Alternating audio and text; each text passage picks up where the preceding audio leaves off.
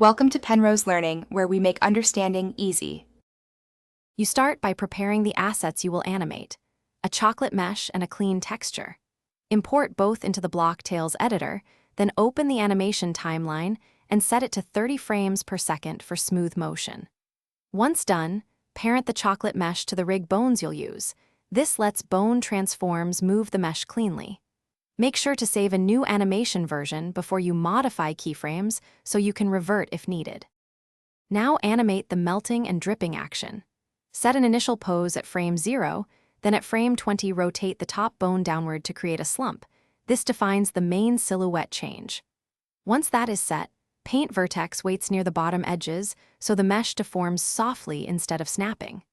Add secondary motion by keyframing a subtle jiggle between frames 10 and 30 at about 20% strength to simulate wobble. This makes the chocolate feel. Finish by polishing and exporting. Scrub the timeline, tighten any popping keyframes, and bake the mesh deformation to lock in the silhouette.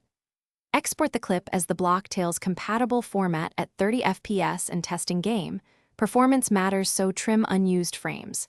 If you see creases or jitter when played back, smooth vertex normals and slightly broaden weight falloff around problem vertices to eliminate tearing.